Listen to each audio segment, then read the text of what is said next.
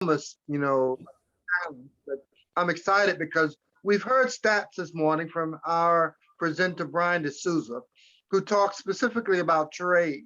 And he isolated for practical terms the new executive order or business benefit between India and America, where there's going to be a special platform to create, cultivate, contract, and actually about $10 billion was set to the purpose of how to improve trade between the two countries. Right now, he gave us numbers about what kind of volume we offer. So I'm going to put the framework for that in order. And then we've got special guests and presenters such as Rick Steves from Asholi Pacino, and then Matthew. Oh man, and then Tommy, and oh gosh, we've got a pretty good line. Deshaun, we've got a great lineup of discussion. So I want to talk to you about this. How in your own space, and we'll go around the room, how in your own space, and I see the value there for a lot, because, and I put this out there, I said it before earlier today, is that if American businesses had decided during 2008 to explore cultivating businesses overseas or business relationships abroad, it would have there would have been a net zero impact to our economy. I use your term, Mr. Wah. It would have been a net zero term for our economy if we explored businesses abroad. Here's what I'd like for you to share with our audience, and consider it, if you will, on camera. Well, starting with Ricky Stevens. What you could. I'm Nathan Neal. Rick Steves, I just said he's a big time travel writer. I'm sorry. That was the name I wrote down. I'm sorry. But yeah, Nathan Neal and Phoebe Lead. But we come at it from a different angle. Go we're ahead. Talking about local, and there's a book that came out in the 70s that we talk about in our book briefly called "Small is Beautiful." Okay. Small is beautiful because then you know where your meat comes from. Okay. Okay. But you know where what you grow is. But there's a problem with it. There's many problems with it. But there's also a lot of problems with globalization, which in the United States, for instance, the development of the factory farms, which was U.S. government official position, so that now our factory farms are polluting beyond belief. And and as Matthew pointed out, there's a problem with global warming. There's a problem with all of this. See, but from our standpoint and your discovery of the territory there, I'm excited about the prospect of traveling there and exploring the area and region and seeing the scenic perspectives. And so from that standpoint, I'm a tourist and I'm bringing money to you. Is that, I mean, I'd like to. I'm all for that. They need it here. They had a big earthquake here 5 years ago. And there was a lot of damage, and they're still rebuilding. So they need you. And they're coming back from it with a lot of organic farming, a lot of small businesses. And I'll tell you, you'll see more in this part of the world. You will see 10 times. I live in Cambridge, Massachusetts, home of Harvard and MIT. They have 10 times more solar installations here than in my town of Cambridge, Massachusetts. Oh, wow. Wow. Yeah. Wow. Yeah. So any questions for these two beautiful authors, Nathan and Phoebe? We all want to go to Italy, that's for sure. Any questions for them? Because we might lose them and they have to leave soon. So any questions for them? Okay. Meanwhile, all right. Let us move the question on to Matthew about globalization. Thank you so much for your book. We'll be leaving now. Thank you. Yes, thank you. Thank you. I know what is your turn on globalization in the long run for export and imports? Yeah, well, look, I think what it comes down to is that global problems like climate change need global solutions, right? So it doesn't matter where in the world you emit CO2, it's the whole world that warms up. You know, this is the tragedy of the commons. And we've seen that over the last 2 years, or nearly 2 years with COVID, right? And we've come to realize that, you know, we're not all going to be safe until everybody in the world is vaccinated and we can, you know, we can move on from COVID. and what it comes down to in terms of climate change, I think, is that, you know, if you look at the top 10% of the richest population of the world, we emit about a third of all emissions, greenhouse gas emissions, take home about 50% of global income, and own 80% of the world's wealth. So the responsibility of driving solutions for climate change have to come from the wealthiest parts of the world. But once you've decarbonized a third of, you know, the global economy, net zero actually becomes cheaper. So it means that everywhere in the world can adopt these new energy technology solutions, and that's the more favorable economic way to develop and to progress. So I think, you know, globalization on one side of things, yes, it's been a big part of the problem, and industrialization, but it's also driven much better quality of life for a lot of people. But also globalized solutions also have to be the answer. Does that make sense? Oh yeah, it does, because you really, you know, transmigrated everything down to the simple economy, from the most exclusive communities to how it reaches everybody. So I really appreciate that. I got that too. Way to, and for it to be right on the spot and drill it down like that. You know, good job, good job. And again, it's win-win, because, you know, the richest parts of the world get to net zero, they've got a cheaper energy system, and they've enabled the rest of the world to get there too. And so we can improve prosperity, and we can protect the environment and protect human wealth and health. So I think it's a win-win for me. Oh, it is, but I mean, the problem is people don't usually choose the best solution. You know, they choose the one that can make the most money. But at the end of the day, we don't have that kind of time, because we have to get about getting down to zero, net zero, right away. Yeah, and yeah, as you say, there are lots of market failures, right? So there's all sorts of problems. You know, an electric car, for instance, over the life of the vehicle, same cost as a gas car. But people don't tend to think that way. If you rent a flat or you rent a house, why would you want to insulate it for your tenant when they're going to take all the benefit? So there's lots of these problems in capital markets, but we have all the policy tools we need to deal with them. It's just about getting governments to enact those policy tools, spreading information, spreading knowledge, and just everybody driving change, basically. Wow. Very good. You got to come back, Matthew. You got to come back. Yeah, we got to do a full interview with you for sure. So, Donna Ford hasn't spoken yet. So Colonel Donna Ford will shed light on globalization. I wanted her to hear, with all the people traveling and how important insurance has become, never so more important than now. And all business owners and entrepreneurs need this more than ever. Donna has been our sponsor, and you know we can't do shows without sponsors. So thank you for sponsoring today. And Colonel Donna Ford has served in three wars and survived the Pentagon, where she was during 9/11. And so we're so pleased that you're here with us. So tell us what you do, and tell us how we can solve this global problem if we all had insurance.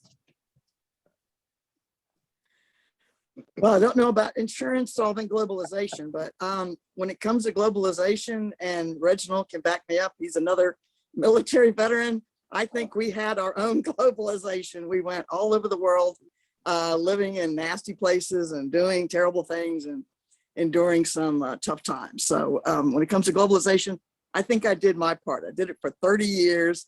Reginald did it for over 20. So now I can't say I solved a lot of problems, you know, but certainly we did our best to, you know, do what the nation asked of us. And I think, and Reginald would agree with this, you know, a lot of people think of the US military as just coming in and, you know, doing our normal, you know, operational activities, which is, you know, taking care of business. I'll just leave it at that. But on every deployment I was on, whether it was Desert Storm or the Balkan Wars or wherever I went all over the world. We did a lot of humanitarian work. We didn't leave a place worse than when we got there. You know, we made sure that we left in a good infrastructure to help people. I myself was involved in humanitarian operations in Central and South America, where we built hundreds of wells, schools, roads. I mean, we left that place a whole lot better than when we got there. So I don't want people thinking that the only job of the US military is to destroy things.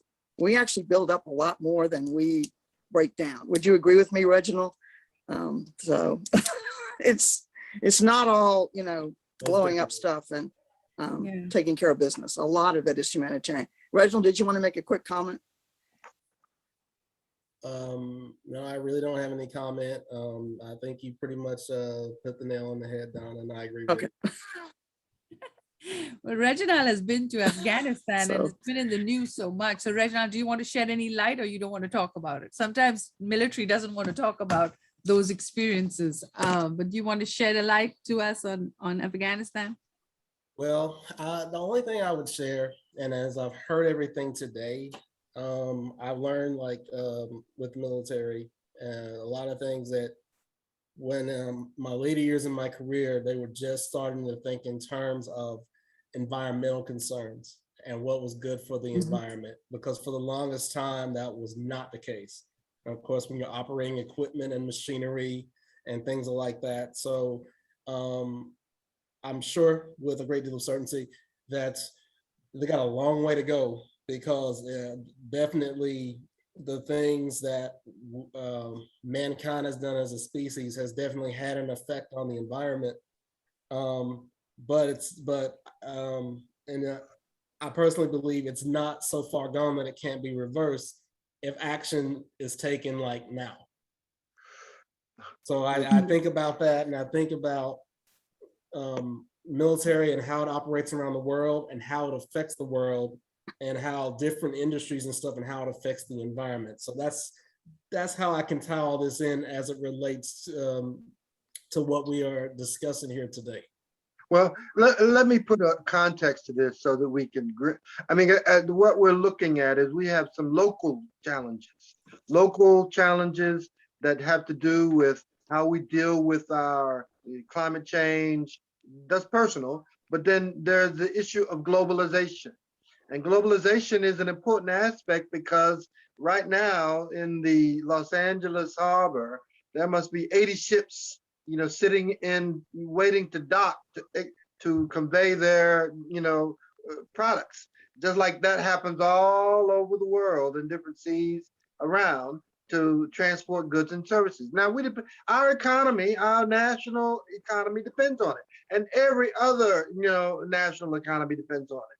But, you know, now it might not be something we can see, but it is a conditional structure thing. And I know this is kind of Donna's time, but how do we convey? What processes do we and must we follow? I mean, you know, are we just global citizens? Do we play important vital roles? I mean, while being good, you know, Americans or good foreigners or good whatever, we have responsibilities personally, locally, nationally, and internationally. We have responsibilities. Now, we may not spend our day working on our international responsibilities to a great extent, but as long as you think about them, as long as they're part of your process and DNA. And when you're working, you don't know if a customer were to call any of us up to say, I'm interested in your product. Like this morning, we had a call from Thailand. A writer and author from Thailand were supposed to get on the call. Now, it's okay, but I mean, we do have to take a more responsible position and perspective, you know, and what we can do about those kind of things. Now, I only want you to explore it for a minute and then we'll back away, but just give me your dialogue about what you can do from a global point of view, if at all, and what you're doing locally and how it reaches us globally. That's a good perspective. Locally, globally, you know, my work, or maybe you have work or maybe you don't, but if you do, just share that with us, if you will. Share that and your perspective. I'd love to know what your perspectives are, you know, okay. If Donna or Reginald, if you have anything to do with that, and moving behind that, I'd like to hear from Brian too, like that. Well, Elton, so let me just add one quick thought. You know, I'm an elected official here in Virginia. So it's fortunate that governments can play a strong role in passing legislation and ensuring compliance to do green energy, right? And that's what we're doing in my county. The challenge is, how do you get the individual to change their habits and their ways of living their lives so that it comports to that sort of philosophy? Because we can do a lot of good at the county level, but if everybody's still not adopting green energy and not changing their lifestyles and not, burning a lot of fuel in their cars, then it's a kind of a haphazard, equation here. And so that's part of the challenge I wrestle with as a county official is I can tell people all day long to do something, but they've really got to adopt these practices at their own individual level. We have a lot of solar in development in my county. We're fortunate that our land is cheap and it's very flat because it was used for agriculture and domestic farming for, generations. The challenge is, as Matthew was saying, we need to grow more food for people. If we're going to adopt a healthier lifestyle, you need land to grow crops to feed people. Well, if you tie up all of your land in solar, because solar takes an enormous amount of land, trust me, acres and acres. We've got one project alone that could become the biggest project in the United States. It's already at 21,000 acres. 21,000 acres. Wrap your head around that. Most of them are 2, 3. Most of them are 2,000, 3,000, 5,000 acres. This thing is monstrous. So we're doing our part in little old rural Charlotte County, but I just don't know how to square that. Maybe Matthew has some ideas, but I don't know how to fix the problem.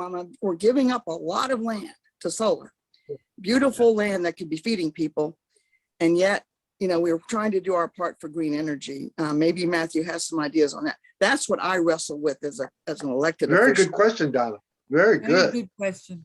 Matthew? If I can chip in on that. So I can give you a global perspective on this. And you're absolutely right. No, land is critical. But to put the numbers into perspective, agricultural land all over the world accounts for about 33% of dry land is used for growing crops, which is about 1/3, and then growing crops or pasture land for animals, which is the other 2/3.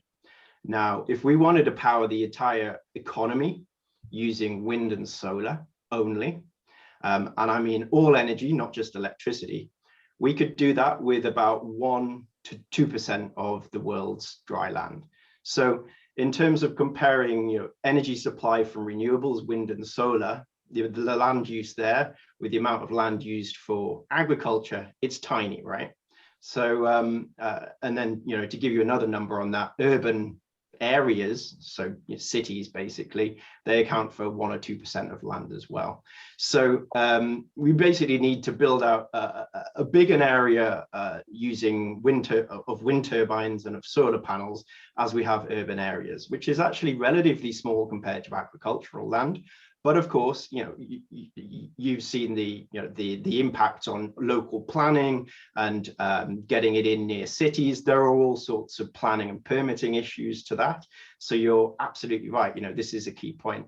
I'd also like to point out that you put in a wind turbine, you can still have a farm beneath it, right?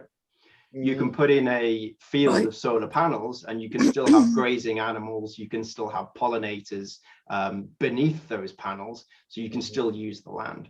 So there are always ways around this and ways to work with the agricultural sector and farmers to actually deploy these types of technologies.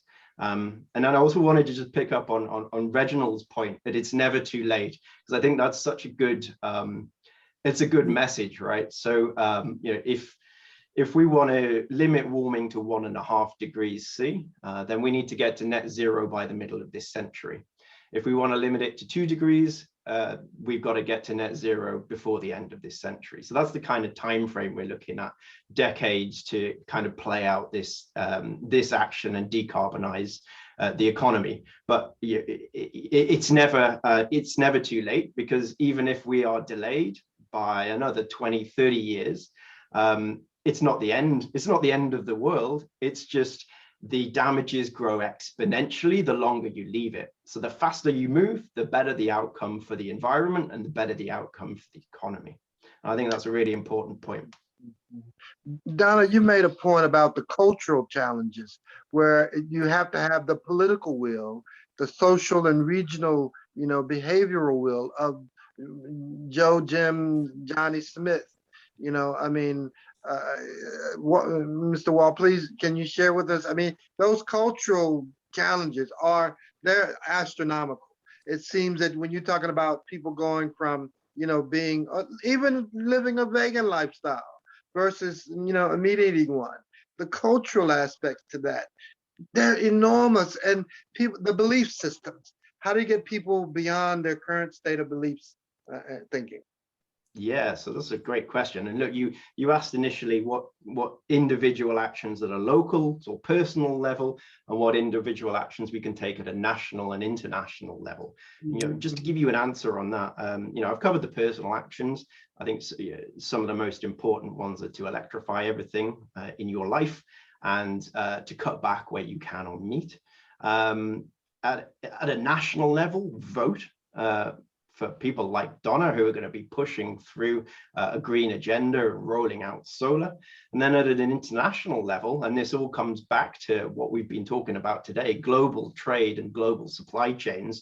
Well, you buy green, because if you buy green, then that sends a price signal into the market, which says to corporates, hey, you better be deploying more renewable electricity because customers want it.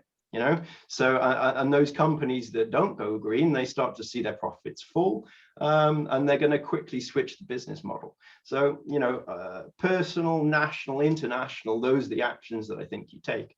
And then of course your cultural change, and this is difficult, right? And especially in the US, there's a big left-right political divide, which is quite different to us in the UK. So over here, we're pretty much pro-action on climate change, whether it's left or right politics. It hasn't got that kind of bipartisan, politicized kind of agenda over here. But I guess what, the cultural changes that need to take place are, they're slowly happening, and that gives me, that gives me faith that we're going to get there. You said, we're not going to, the whole world isn't going to go vegan. And I completely agree with you, right? It's a big part of culture, eating meat. Right. But Right. there is an increasing sort of cutting back on meat movement, as a vegan movement, as a vegetarian movement, which is growing, especially amongst younger generations. If you look at deploying renewable electricity, it's now at parity with coal or gas electricity. So I think economic tipping points on the other side are accelerating action. So there's all these sorts of sort of culture, of economics, of politics. They're all kind of triangulating. And I think we're going to see very rapid change over the coming decades. Yeah, the UN had well, they focused on the virus more than anything during their assembly, their General Assembly, but they have a perspective about food and the supply of food. And right now, it looks like by the year 3030, their suggestions, according to where we are now, there'll be 3 billion people at risk regarding food. 3 billion people at risk when it comes to food and being able to feed them. And so they have some initiatives in place about how to. Your sound, Elton, we've lost your sound. But let's just move a little bit back to US discussion with Tommy. So Tommy, I think you offer something very unique, because we do definitely live in a retirement, and we have to think with COVID and all that's going on, that you do need this more outpatient sourcing. And I'm sure I want to connect you with Brian, because maybe this might solve problems in India, because they have a huge problem with medical care. And Mumbai actually did a fabulous job, I have to say, with COVID. They took Uber drivers and Uber cars and made them into ambulances and even rickshaws. And I think that I have to commend you guys for being able to save so many lives during this major pandemic. And I think India did really, really well. I'm surprised with 1 billion people, how that ambulatory care came in. So Tommy, your services are really needed, especially Donna lives in a rural area as well, and her region might need your services too. We live in a rural area as well. So let's dive into that, how you could save lives, you know, in minutes by having a service like yours at the right time. And we've seen this firsthand with COVID. Yeah, absolutely. You know, as COVID kind of happened and the world kind of got, you know, took by storm by it, you know, services like mine became more and more important. Services that, you know, got people to needed appointments and things like that. When the vaccines came out, we had a huge spike in, you know, getting people to and from the vaccine shots. So, you know, we've definitely kind of accidentally became a big part of, you know, the rebound from COVID. You know, as I've gotten to this business more and more, I'm learning that we're more of a need than I thought, you know, and so the more customers that we are able to help, you start to hear stories, we help a lot of people repeatedly. So, you know, we talk to a lot of customers, you know, you guys are really helping out, you know, we have nobody else to take us. We're really grateful for you. You know, like the thanks that you get in the industry is kind of overlooked with the revenue potential. But, you know, you get a lot of, you know, out of town kids taking care of the elderly parents. So we talk to a lot of people out of state. You know, we really can ease their calms knowing that we're a reliable company that's going to get their parents to and from these vital appointments, you know.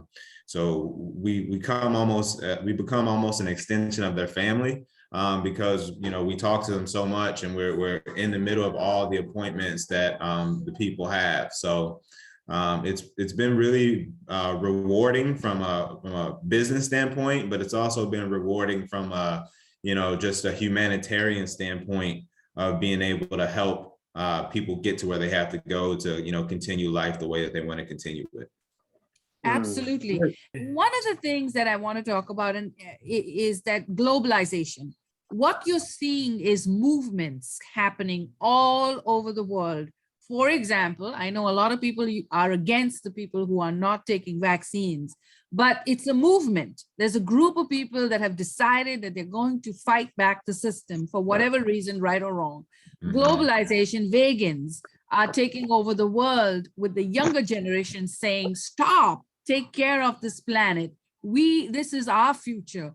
So when you're looking at movements of people making personal sacrifices, for whatever global cause that they are fighting for. And you're seeing this all over the world in pockets. India, Mumbai, during COVID, you know, neighbors driving, you know, helping out with the ambulatory, filling in the gaps, people stepping into the plate, delivering food to the elderly, driving people up and down. And with net zero, I think your book is fabulous. I think everybody should read this book, because if you take on globalization in your own area first, you're going to find a major change for yourself, for the little community that you live around, as well as for change. So we will do a white paper after this session. We do that with every one of our things and publish it in our magazine. But thank you all for participating in this panel. And Elton, Donna wanted to say a few words, and then if you can wrap this session, and if you can stay, Brian is going to give you a fabulous presentation on the India American perspectives. So Donna, and then I'll bring Elton. By the way, I see Ernestine and Nancy have joined, so great to see you all. Glad you could be here for some of this. Hi, ladies. And Tommy, just one quick note about what you're saying. I admire you for what you do. You know, in my county, it's very rural, very spread out. We're an hour, sometimes 2 hours from a major medical center, but people have to get to their appointments. So we use the church ladies, as we call them. The church ladies, you know, coordinate who's going to pick up Mrs. Smith tomorrow and, you know, Auntie Jones next week, and we make it happen. But it'd be great to have a backup for the church ladies, because sometimes we get busy too. And I really admire you. I'm sure that you get very close to your clients, you know, very close to your clients, and you become part of the family and they rely on you. And I think that's admirable. That's the care of another person it can't be overstated how important that is. So, Yeah, God bless. absolutely. You know, God bless you. that rural area that you speak of, that sounds like a business opportunity for me from an entrepreneur standpoint. You know, that's a great business right there. So download our ebook and maybe you'll start you one over there. Yeah, that's great. We will. There you go. Can you There put you a go. link up for the ebook in the chat, and Elton, over to you. Well, Oh, quick question. I mean, quick note, Elton, before you talk. I'm sorry. I never told everybody what I do. I used to be in the military. I spent 30 years in the U.S. Air Force, aim high. And so I'm going to take it from the 100,000 view down to the 200-foot view. Reginald will relate to this. So going from high to low. So we've talked about some global issues. We've talked about national issues. We've even talked about, at the county level, right? So I'm going to take it down to you personally. So everybody on this Zoom today ought to have their own insurance policy. Now, why is that so important? Because someday when you walk off the stage, someone's got to have some money to carry on, because you're important to someone in your family that relies upon you. And when you're not around, that creates a huge financial as well as emotional challenge to get through. I myself went through that. In December of 2019, I lost my husband. In January of this year, I lost my father. So I've had some significant personal loss in the last couple of years. The loss of a spouse or any loss of any loved one creates an enormous amount of trauma to the family. Don't add to the trauma by not leaving behind some money for them to take care of their lives because you're no longer in it. So that's what I do for people. I provide them with life insurance. I also do financial planning. For business owners, I can help you with insurance for your business, and you ought to have insurance for your business. If you don't already have that, you need to. I can also help you with, if you own a business and you have employees, we can give you an employer plan so it covers all of your employees at a discounted rate, because it becomes a group plan versus, one single person being insured. So that's an opportunity. I also do long-term care. If you've ever had to help someone, and I had to do it for years with my own mother-in-law at home, who has severe medical issues as well as cognitive issues, that's a huge situation to deal with.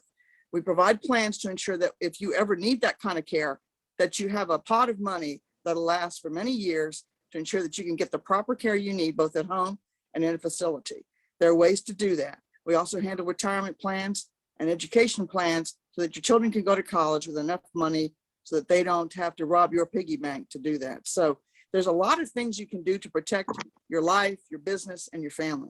And I'm here to do that for you and help to ensure that you've got some success in that area, from a global down to a personal level. So thanks very much, everybody. I was really proud to be here today. This has been an enormously educational experience. Thank you. Very good. So with that being said, I'm going to just wait and come back finished. But Brian, please give us a little circular wrap up on what you shared with us regarding. So Brian is actually going to do a full presentation. I don't know if we have that kind